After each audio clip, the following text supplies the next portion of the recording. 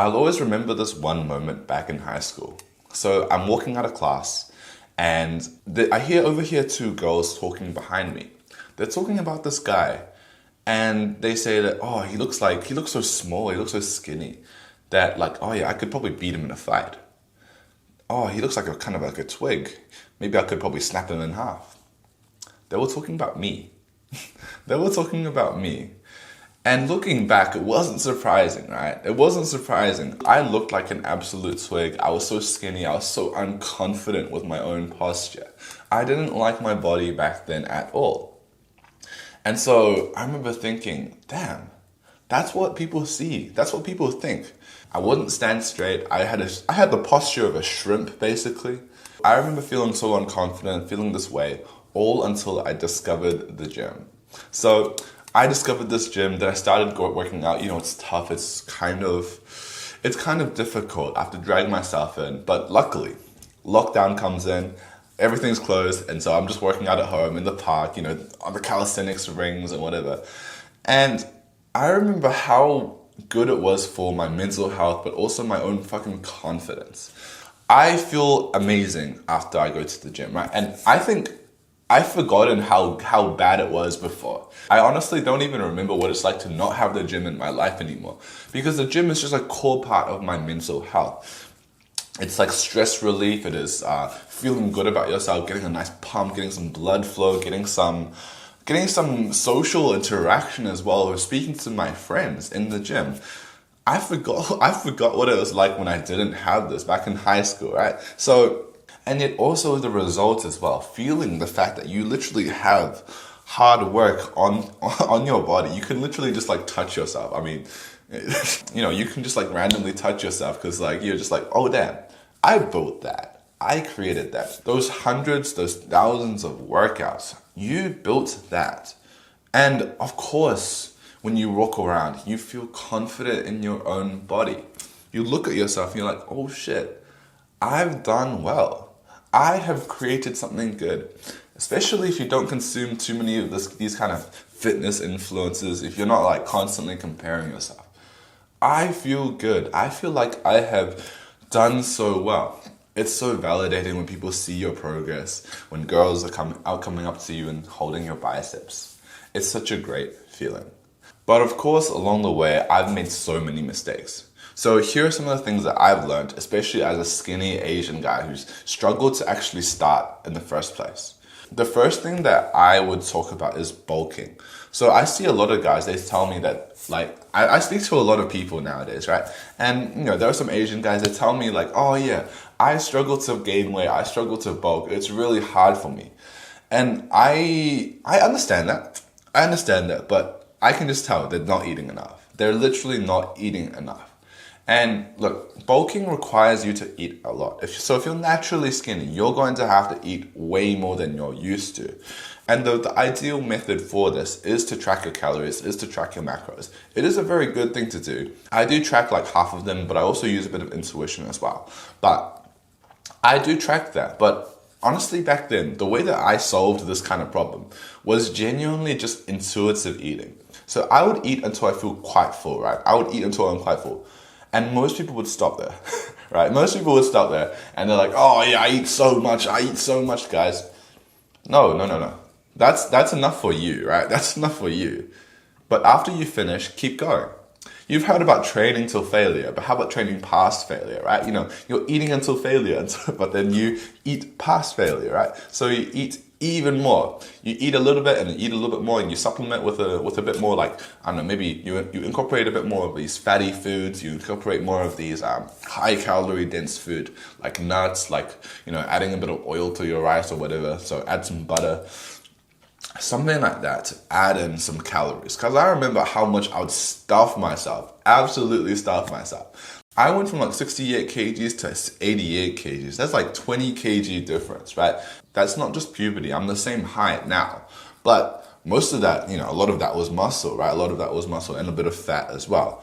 So if you're trying to bulk, especially if you're trying to bulk with healthy foods, it's going to be kind of hard. Like, it is true, it's going to be kind of hard. So you have to stuff yourself. You have to eat a lot. You have to eat until failure and then eat a little bit past failure so that you just change your kind of perception of what is enough.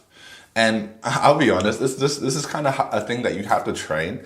Like, you know, there's the signal, right? There's a signal that tells you to be full. You have to just train to ignore it. Like, this is like basically like the professional fat ass routine, right? So this is how you become a professional fat ass. You train to ignore that kind of fullness signal. And this is especially good if you do not drink water when you're eating, right? So when you're eating, don't drink any liquids, don't drink any of that kind of stuff, because that will fill your stomach way too fast. And so if you're eating and eating and eating, you're stuffing yourself, absolutely eating so much. If you eat past failure, and especially don't drink any water, this will mean that you can actually you can actually fit all the food in, right? If you're really struggling with this, if you feel like it's really hard for you, I've only really recently started to do this a lot. But most of this is from intuitive eating, right? So, you know, you can still get amazing results without needing to track. But tracking is just the next level. But if you're really struggling with actually getting in the protein, actually getting in the kind of calories, and you feel like you're not making any progress, start tracking your food. So add in the macros, start maybe doing a bit of meal prep, and just track it, and maybe do like one meal a day. So just to set that kind of intuition to think that, oh yeah, that kind of looks like 200 grams. That kind of looks like 300 grams of chicken breast. You know, maybe like, 200 grams of rice, maybe, right? And you can start to automatically think, oh yeah, maybe, am I on target or am I wildly off, right? This will build the intuition and also give you a reality check. I swear, I meet so many skinny guys who are, trying to bulk, and I look at their lunches and they're half the size of mine, right? And I'm like, oh, that explains it, right? Also a reminder, you just need to progressively overload your food as well. Progressively overload the size, the portion. Especially as you get bigger, especially as you build more muscle, your calorie requirements will increase. I've only recently really realized how important tracking is. I know it's kind of hard, it's kind of annoying, right? But just having a general idea of if you're making progress at all, if you're doing progressive overload, if you are increasing the sets, increasing the intensity, increasing the weight, right? Because, if you just do it by complete intuition, it can be a bit misleading, right? You might not realize if you're pushing as hard as you could be. So if you do some tracking, use like the Strong app, for example, this will set the kind of benchmark that you can aim for. This will set the kind of goal for you to strive for. And having all your workouts and just doing a little bit better, a little bit more, one more rep, doing a little bit more weight, that will be way more beneficial to you. Because I remember back then when I used to do like these kind of calisthenics movements, and I kind of just trained, I just did some movements and that kind of stuff. But I feel like I didn't really make that much progress.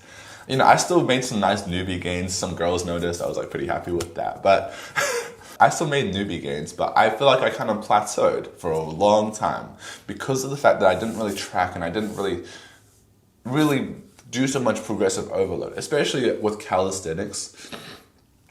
Especially with calisthenics, it's a bit harder to track. It's less obvious than thinking like, oh yeah, my bench is increasing, right? You can think with calisthenics, it's more just like, with calisthenics, it's like, oh yeah, I can do 11 pull-ups instead of 10 now. So it's harder to track. But you need to track, right? That's the main thing. You need to track so that you actually make progressive overload. I was doing the same kind of routine, the same kind of exercises for like 6 months straight, and I wouldn't really make any progress on the weight. And so obviously I made no progress in the gains, right? So a lot of that time was a kind of wasted, a little bit wasted, right? Do avoid that mistake. And write down what you do. Just write down something, right? Write down something.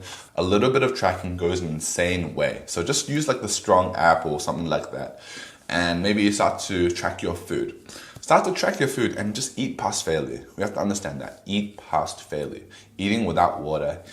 All these little things, they'll start to add up. You'll start to automatically eat in a bulking way. At this point, it's hard for me to not bulk. I'm a professional fat ass, right? Compared to what I used to be. I used to be a skinny boy. So that's the kind of thing, if you're a skinny Asian boy, I hope this helps you a lot. Take some of these tips. You're going to blow up your muscles. You're going to blow up your biceps. Bring some of this energy. Get confident as fuck, right? So thank you for watching. See you later. Maybe I'll make a course about this or something like that. If you're interested, just tell me. Thank you for watching. See you later. Bye-bye.